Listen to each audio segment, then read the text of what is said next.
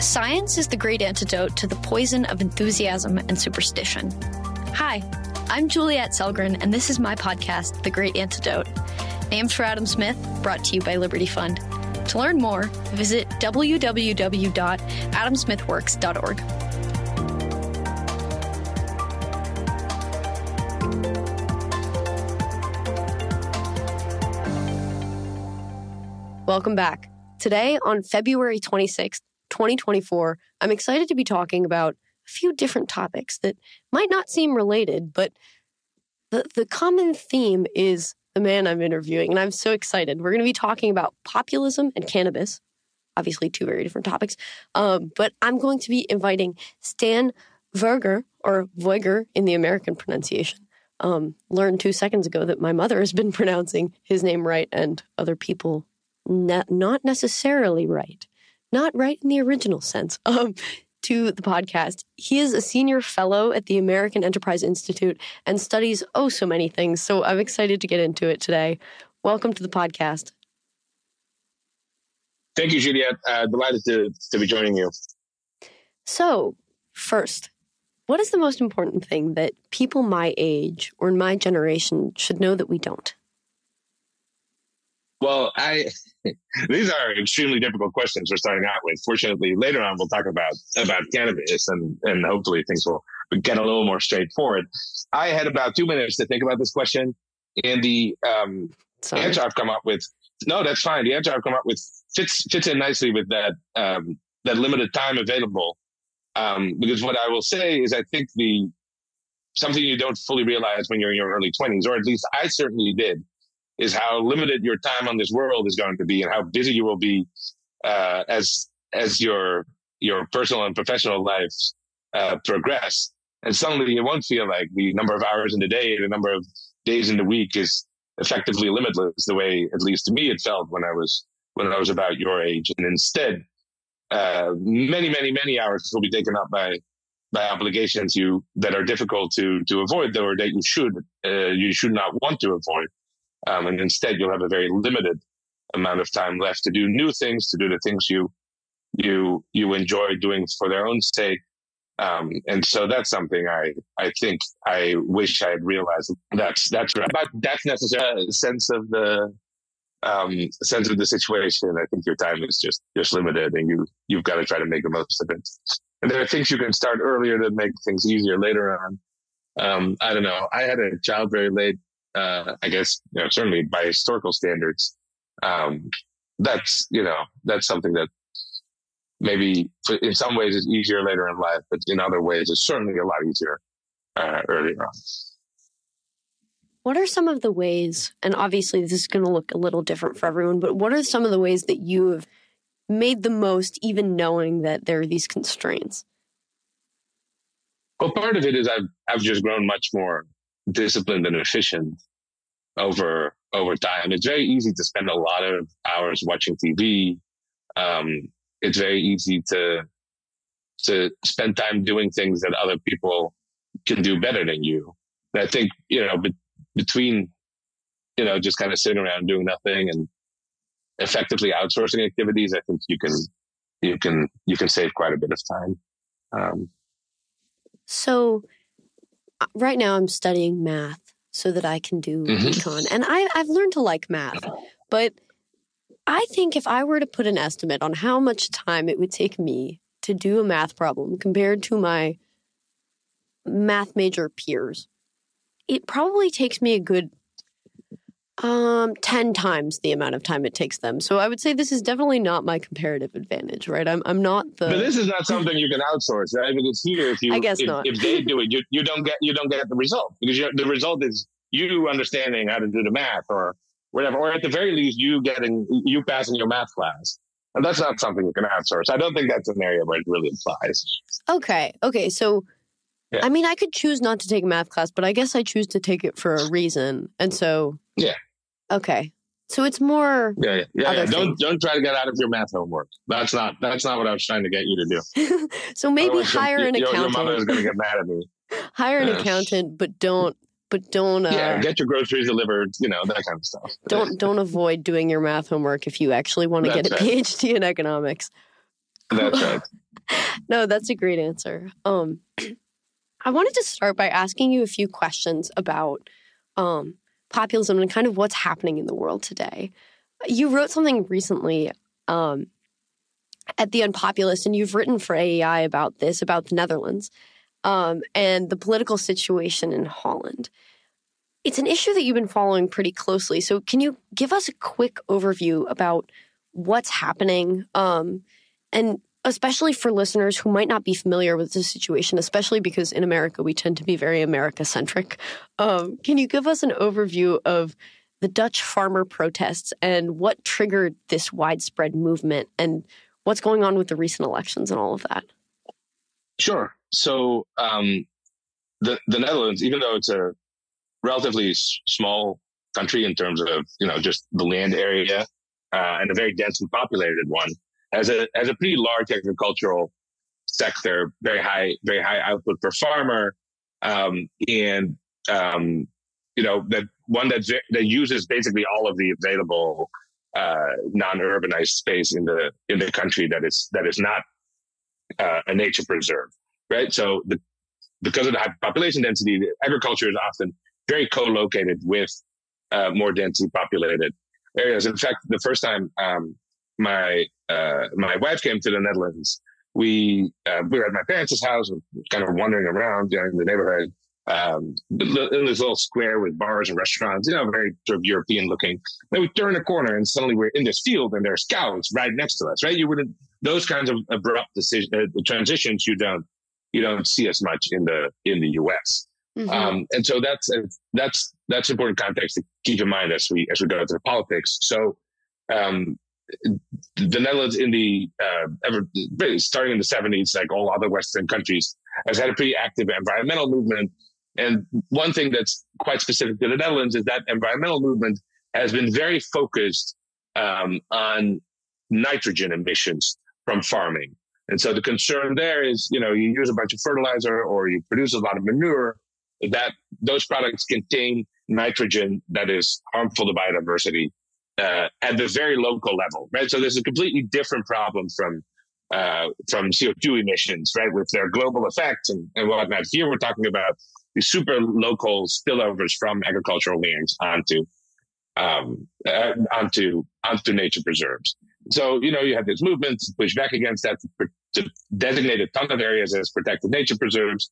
That in the 80s and 90s then got funneled into European Union systems of nature preserves, where the Netherlands really just designated a ton of parts of the country as nature preserves.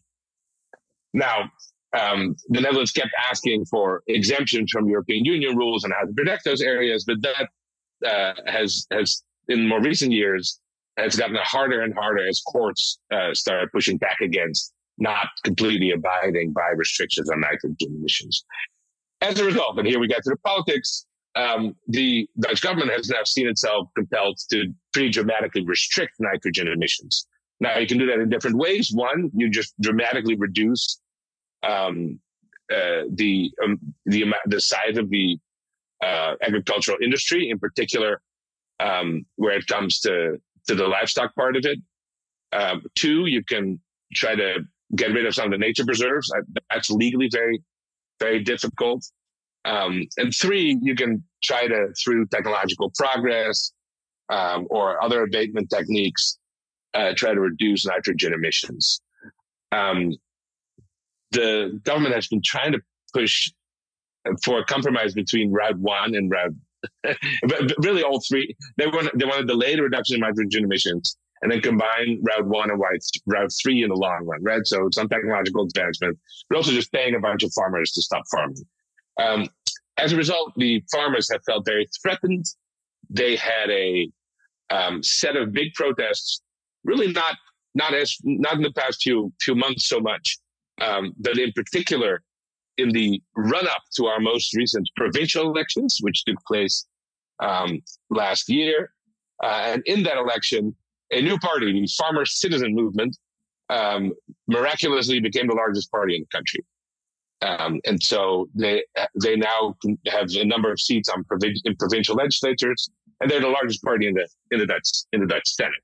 And so that is where the situation stood about a year ago, we had a general election in November where the farmers did not do as well, but a different party from a very different sort of movement within what you can broadly designate as the populist right, Geert Wilders' Party for Freedom, which is an anti-Islam party, anti-immigration party, did extremely well. And so now we're in a situation where those two parties are kind of seen as pretty natural candidates to try and form a new government, which we're in the process of doing, and which is not going very well for a number of reasons. One, most other people don't really want to govern with Wilders because he has a 25-year track record of opposition to freedom of religion and just sort of general hateful speech about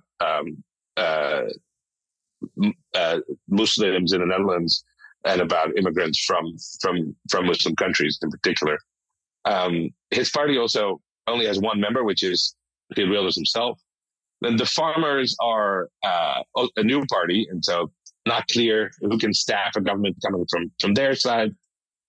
There's another party that did pretty well in November that's less populist, but also new, and they're not quite ready to govern. So, it's all chaos. And now various people have been negotiating since November to form a new government. They haven't succeeded yet. I don't know if they will. The farmer protests have started warming up a little bit again, but this time in a broader European context. Recently, the highway connecting the south of the Netherlands to Antwerp was blocked by farmer protests that involved some violence. And I don't know that we are close to either finding a sustainable long-term solution for the nitrogen crisis or to a new government that brings on board some of these more populist parties that have had electoral success in recent years. So that was a very long answer. I'm happy to go into more detail or less detail on any of these issues. Yeah, I mean, a long answer was kind of called for because I asked you to unpack all of the political landscape and all of the recent events in one question. So you were very concise considering what I handed you. You've kind of talked about how they intersect, how what's going on kind of intersects with themes of populism throughout Europe. So how is this different from other things that are happening in Europe or even in America? And how is it similar to what we've been seeing in other places? Yeah, so I think the key difference really between these Dutch farmer protests and populist movements elsewhere is that the policy questions at issue here are very long-standing and very local. So the policy debate really goes back 50 years by now. In fact, the current crisis got triggered when a Dutch environmental organization won a lawsuit forcing the Dutch government to start enforcing the nitrogen restrictions that they, for years, had tried not to fully impose. That organization was founded in the 1970s to protect a specific nature preserve from the spillovers of agricultural activity, right? So this has nothing to do with climate change. It has nothing to do with EU regulation per se. This is an ongoing fight over, how much land should we use for nature, how much land should we use for farming. That really, dates back to when the Netherlands self-regulated all of these things, and before the debate over global warming or climate change had even really started. And so that's, I think, one thing to keep in mind, because in many of the populist parties that we've seen around the world tie into themes that I think are a little more global, right? It often is anti-immigration, anti-Islam sentiment, or when it comes to environmental policy, the climate change issues, the green transition, those kinds of environmental issues, not these super local issues per se. And so I think that sets it apart. What I think the farmers have in common with other populist movements, and one reason why they are happy to work with someone like Geert Wilders, is sort of distrust of the establishment, a certain sense that they are getting victimized, or at least are losing their social status. I think also just a broader comfort with politics that are right-coded, or at least, sort of cultural manifestations that are right-coded. And so I think that's both a pretty key distinction on the policy level, but then some overlap on the, sort of where you would place them on the political spectrum, or who their most natural allies are, and who they see as the sort of the enemy, which is much more aligned with most sort of populist parties on the right. So, okay, this might be a dumb question.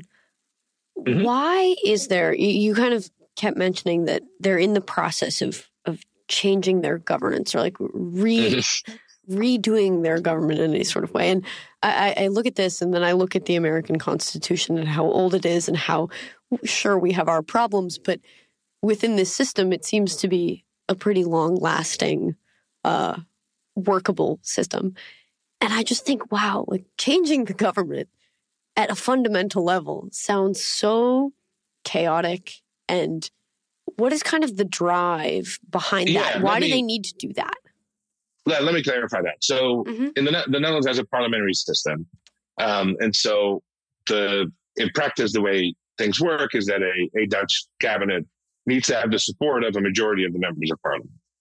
Right? So that's different from the US, where the president is just elected and then he is the executive, right? No matter who controls the House of the Senate.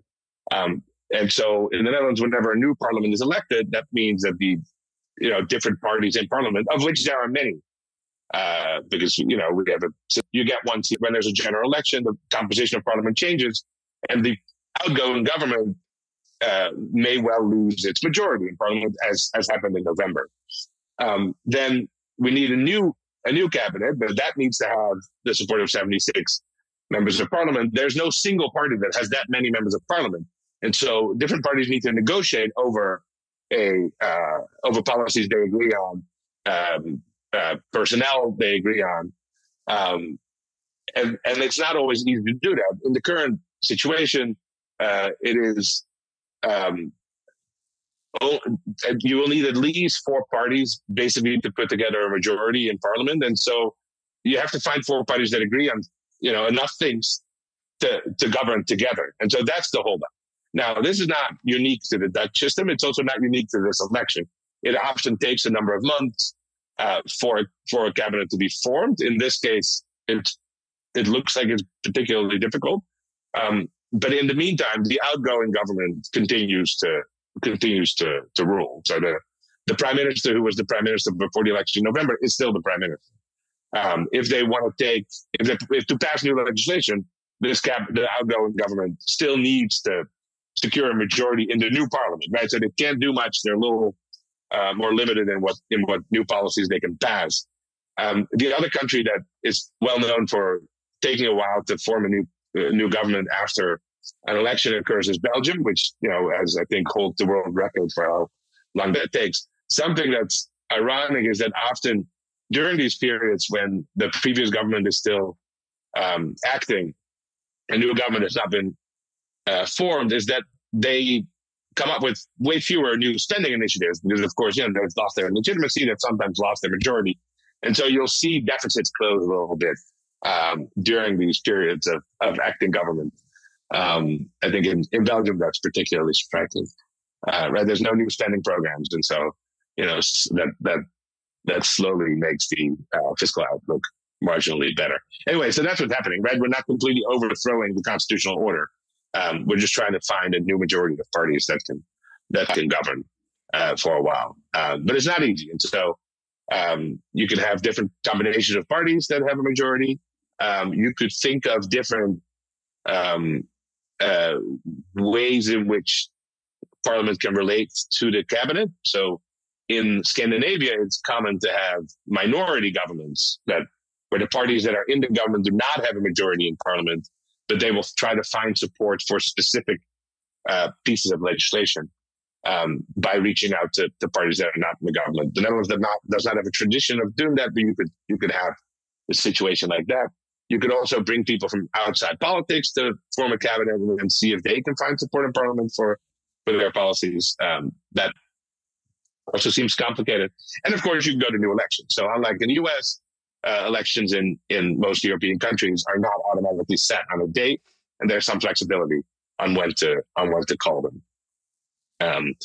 If you're interested in a pop culture rendition of a system of proportional representation like this, I would recommend Borgen, a Danish TV show, which is quite good and really shows you how these coalition dynamics work. Wow, that's fascinating. I think it's also a great point of clarification that they're not completely redoing their system of government. I was a little lost. I guess from an economic standpoint, if we're using public choice to look at this, it makes sense that it's really difficult to get four parties to come together and agree on anything.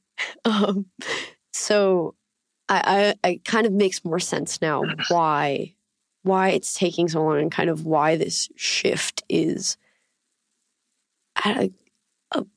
chaotic, right? Even if nothing is necessarily happening, it's maybe to put it in context, it makes me appreciate the way that in the U.S., so much of our system, so much of the way each branch is run stays the same regardless of who's in power, because then you don't get that. And I mean, I guess maybe there are benefits to both, but it is just something very uniquely grounded in the way. Yeah, one thing. So I think every system has to manage this, right? Because there's always going to be disagreement between different elected officials. I think one thing in parliamentary systems, the idea I think is to resolve a lot of the disagreements ahead of a period of governance. Right, in the UK system, parties issue a manifesto that has pretty detailed plans for what they're going to do, and then usually there's a majority in parliament that then selects, and it's basically a single party system. The government just implements whatever it wants to do and has a majority that's not subject to a ton of checks and balances. In the U.S., none of the disagreements are resolved before a new period of government commences, right? You have a House, a Senate, and a president, and if they don't agree with each other, then just nothing happens, and there are not particularly good mechanisms to resolve disagreement as we're seeing in the current situation, where we have a possibility of a government shutdown, a partial one next week, and then the greater one 2 weeks after that. We have long-running disagreements over foreign policy, over retirement policy, all these issues that linger, and there's no forcing mechanism to get the House, the Senate, and the President to agree on various policy questions, right? So that I think you could think of as a relative advantage of these parliamentary systems, where you do have a forcing mechanism after each election, a majority that, if it comes together, can make pretty drastic changes to policy, is sort of compelled to come to an agreement on most important policy issues. Whereas in the U.S., you can just have these, years and years of no progress being made on policy disputes, because there's no forcing mechanism.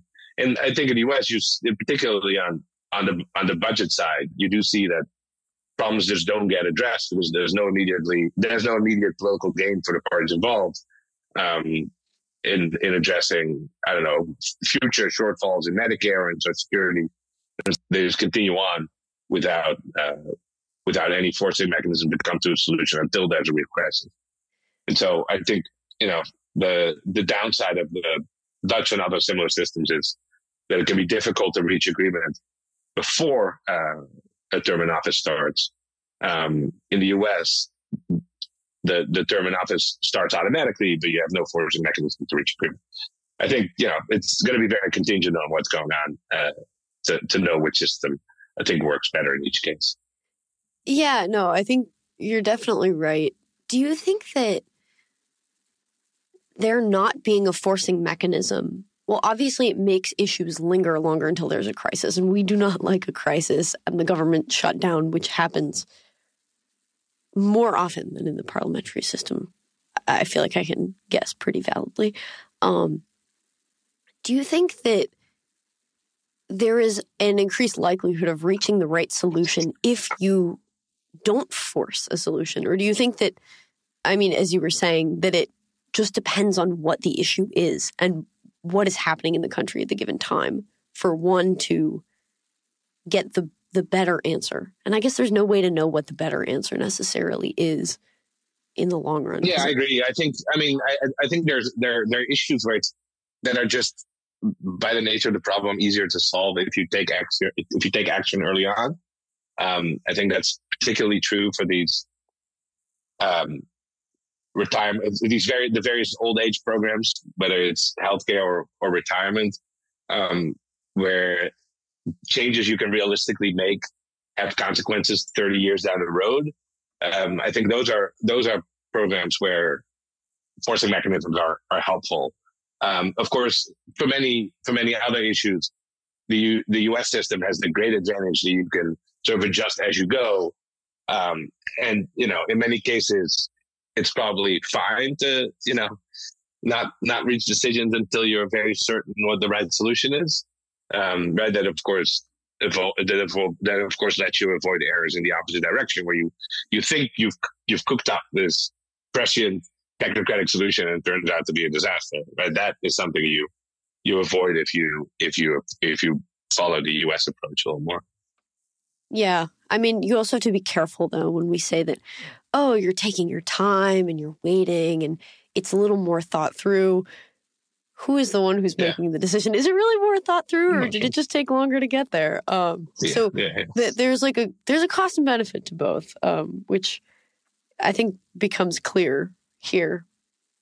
Earlier when we were talking, before we started the interview, you were mentioning that, because I'm pivoting now to cannabis legalization. Not very subtle pivot. Yeah. No, I'm not one for subtlety. You were saying that a lot of the time when people talk about legalization, one of the main things they talk about is all the tax revenue, and that's nowhere near the full story. So I guess the first question on this line is why study and I'll introduce it, this paper, the implications of cannabis legalization for the U.S. federal budget that you wrote with a few folks at AEI. What was the driver for that, and what are some of the main findings in the paper? Yeah, so the driver really is that I think there's been a pretty broad-based push to legalize or decriminalize cannabis production and consumption in recent years. We now have a bunch of states that have legalized medical cannabis. I think about 38 or so. So, like 3/4 of the states effectively. And then about half of the states have legalized cannabis for recreational purposes as well. And then in addition, the Department of Health and Human Services in the current administration has recommended rescheduling cannabis from the category that it's currently in, which is the most restrictive category of banned narcotics, to one where there's a little more leeway to at least do research and use it and to sell marijuana as a medical drug. And so I think that combination really is sort of groundswell driven legalization effort at the state level and at the local level in some places, combined with the real possibility of federal action, I think makes it interesting to look at what the budgetary consequences are of cannabis legalization. And we decided to write this paper because a lot of the work people have done here, I think it often comes from the pro-legalization side, right? And so they naturally try to emphasize the positive revenue implications of legalizing cannabis. I think they often go overboard in emphasizing how, economically beneficial it would be for two reasons.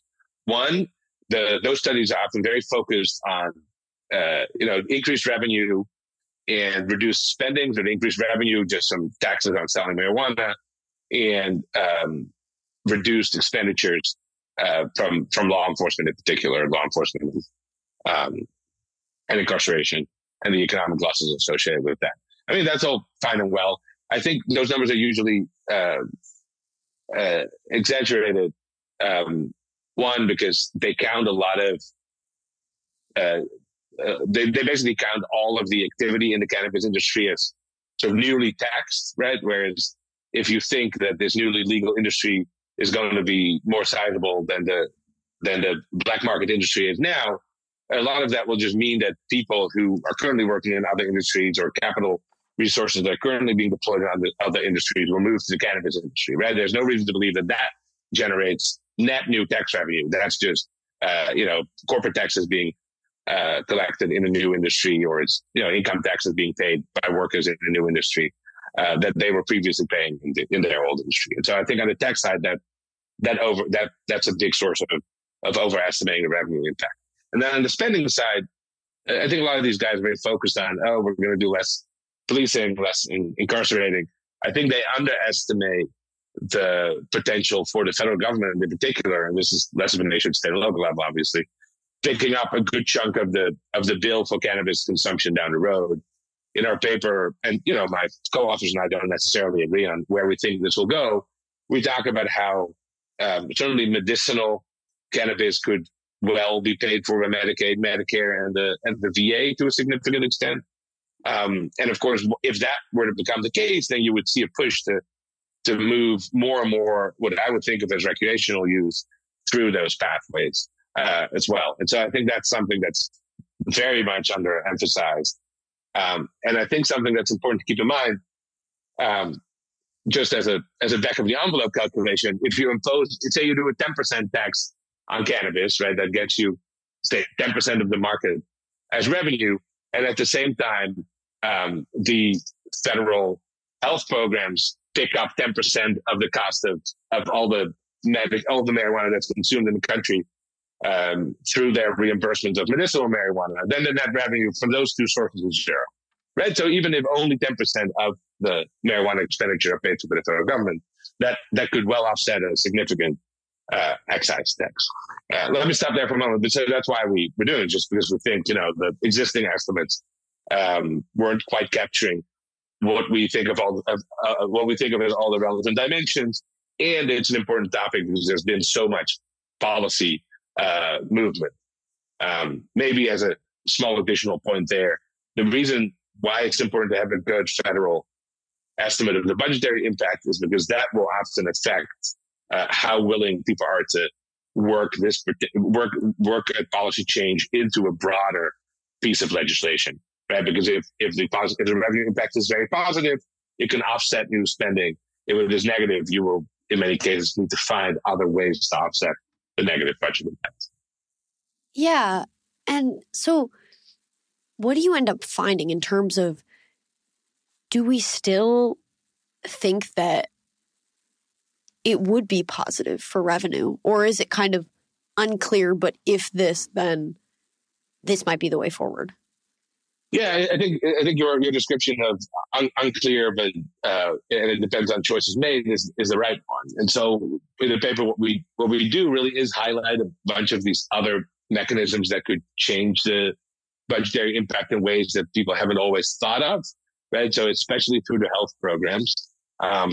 You could also imagine that cannabis farmers will become eligible for farm subsidies. You could imagine that, there'll be discussion on, are you allowed to import cannabis, especially from Mexico? And so there's just a number of policy questions that have been resolved. But I think on the pure budgetary end of things, that back of the envelope that I sketched out to you earlier, where, you get some revenue from an excise tax or a tax on producers of cannabis or whatever, it's not impossible that would be offset entirely by new health expenditure. Maybe not in the next few years, but once you legalize cannabis, I would imagine it will become so normalized that it will be very difficult to exclude medicinal cannabis from these public health programs. And so I think eventually the federal government will end up picking up a good chunk of the bill for cannabis consumption. And 10% isn't that much if you think of how large Medicare, Medicaid, and the VA combined are in the healthcare industry, right? Or just in prescription drugs. They are responsible for a good chunk of the expenditures. And so it wouldn't be completely surprising that even a moderately sized excise tax, something like 10%, could be offset entirely by these new health expenditures. I think that's really the key. For me, that's the key takeaway. And I don't think that's something people have emphasized in the past. No, not at all. And what I think is super interesting about this is that it's something economists don't do often, which is look into the future and say, this is what we know about how markets operate. And we can kind of talk about how you estimate the market and how you kind of model this, which is also fascinating. But a while ago, I talked to David Henderson, and one of the things he mentioned was that once upon a time, there was an economist who actually saw into the future somehow and kind of thought, oh, well, Easy Pass. He didn't know the name of it because it didn't exist. He was like, this sort of thing is going to exist in the future. And he was right, because he basically used what he knew about innovation and what people want and efficiency to kind of think forward as to what was possible. And I think especially from a free market perspective, when we're talking about legalizing things and opening things up and all of that, we don't benefit. Then what? Could it actually cause more problems down the line? And that's not to say it's just something to be aware of, and correcting the record is so important. So I think that this is super fascinating. And we'll kind of talk about the trade aspect, which I also think is interesting. But I kind of first want to ask you about what obstacles did you have in kind of characterizing the market for weed, cannabis, whatever you want to call it. Weed is just the way I call it, the way my generation calls it. I guess the academic term is cannabis. It must have been super difficult, because even now when it's legal in some places, it's still underground in a lot of places, even when it's legal and it's taxed, but the price of the underground is still cheaper, which I know is true in I think it's Oklahoma. I might be wrong about it being Oklahoma. It's somewhere out west. How did you do that? What was difficult about doing that? Yeah, I mean, there's an immense amount of uncertainty around various aspects of this, in part because there is no market comparable to the U.S. where weed is legal. By the way, on terminology, so we decided at some point we're going to consistently use the word cannabis, but I can assure you we still on a regular basis have to do a find and replace for marijuana. That word slips in here and there, and then we swap it out and put cannabis back in just because that's what we've settled on. But yeah, no, good questions. So the market size, the market size estimate that we rely on, and it really is a key input, because once you have the market size, it's not that difficult still you have to make a bunch of assumptions. Not that difficult to calculate tax revenue estimates, but the market size is difficult because obviously right now a lot of the market is a black market or a gray market in some places.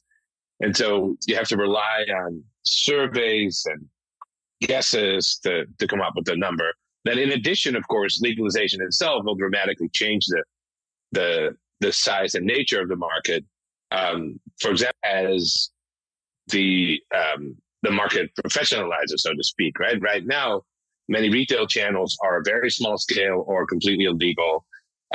Production does not quite happen at the scale you would expect from other consumer products, right? We don't really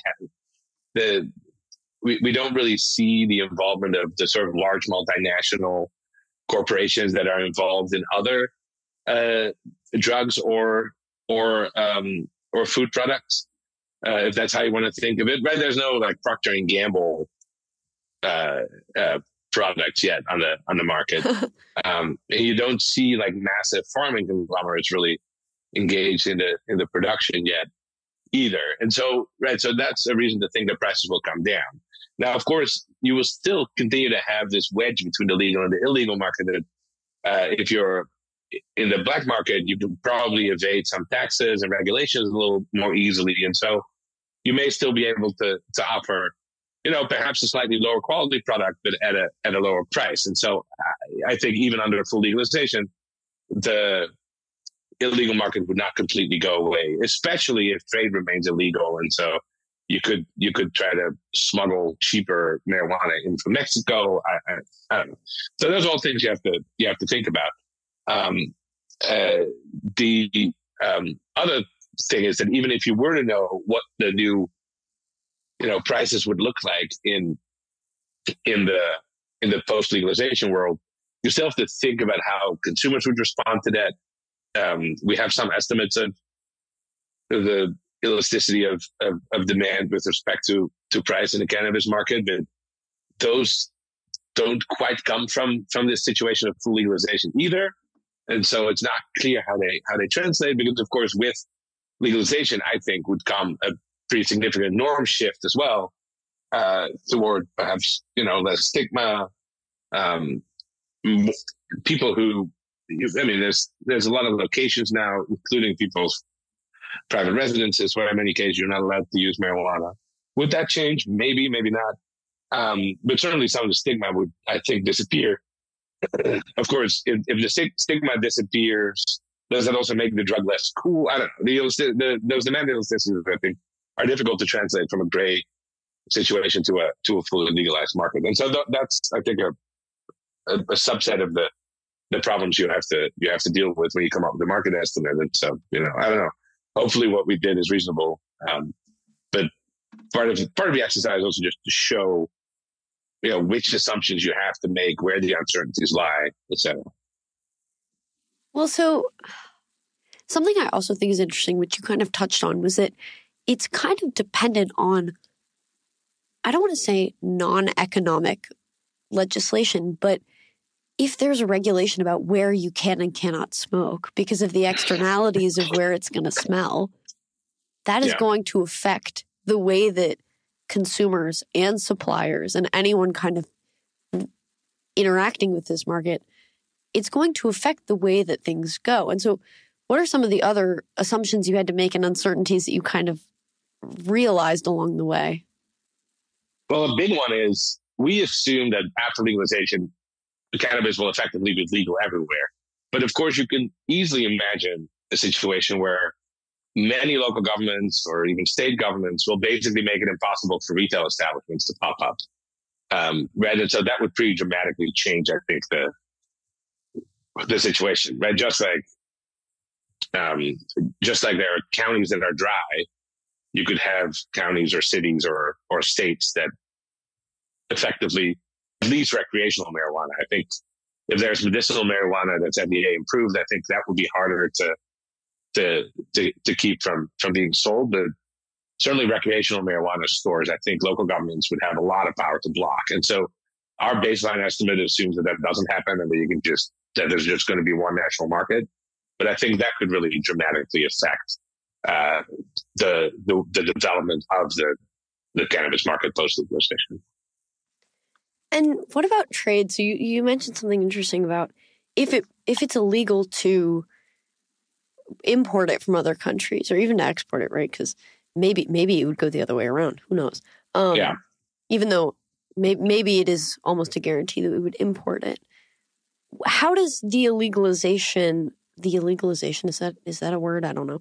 Of trading with Mexico, for example, how does that influence what might happen in America in the future with respect to this? Or if we opened to trade on this front, how would that impact what happens? Yeah, we mentioned in the paper briefly just because, tariffs on cannabis would be a natural source of revenue. And you would expect there to be a tariff or a border adjustment if there's going to be a federal excise tax on cannabis, right? You would set the tax treatment the same that way.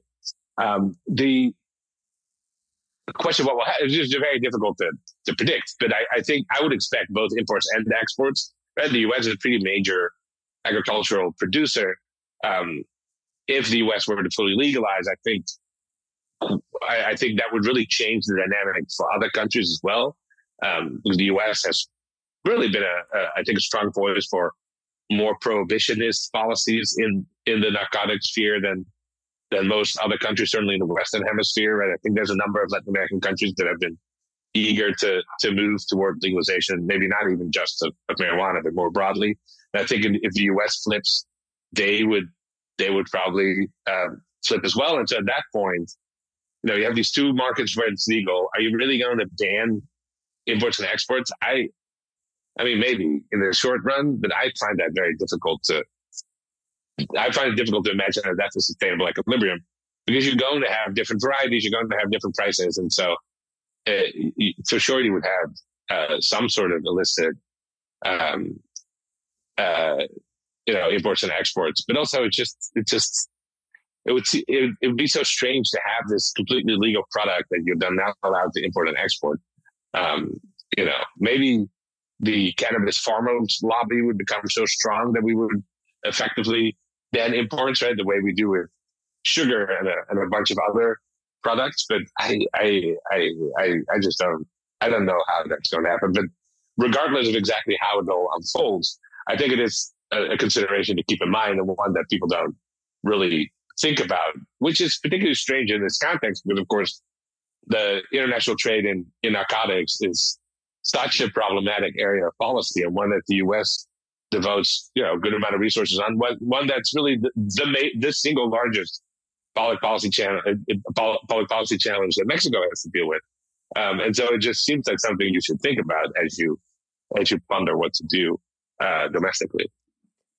So, what did you believe before you embarked on this exploration of what could possibly happen, and how has your mind changed, or what is maybe the most important thing you've learned about this or changed your mind about throughout the process? And this is maybe ruining the next question I'm going to ask you, but on this issue specifically.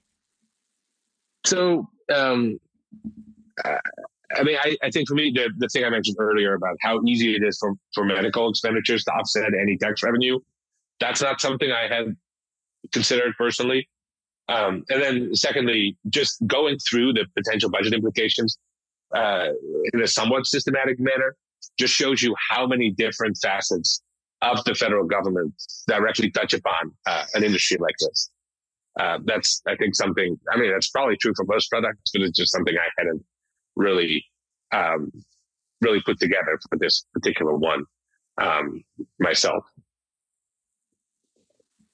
Thank you so much for coming on the podcast. I could talk to you for hours and ask you a million different questions about both of these issues, but we are running up against the clock. So I have one last question for you. What is one thing that you believed at one time in your life that you later changed your position on, and why? Oh, this is the other difficult question that I know you like to ask every single guest. I think and this is, I think, true for a lot of people sort of in public policy in my generation. I don't think 15 years ago I would have come even close to realize how important the housing market is and how important housing policy is to basically every aspect of the economy and every aspect of people's daily lives. I think that's really an area where practically every Western government has made major self-inflicted mistakes over the past 50 years just by being much too stringent, much too aggressive in regulating what is allowed to be built and where. And I think it's also really a big cause of people's financial vulnerabilities, a big cause of their afford to live where they would like to live or where their parents live, or in reverse, people are stuck in places with very weak demand for housing, which in turn makes it difficult to continue to fund public services, makes it difficult for them to move to places that are more promising. I think that's really a policy area where the way in which I've changed my mind is really just about its importance and about the sort of dramatic overregulation of the sector. I don't think that was on my radar 15 years ago, but it certainly is now.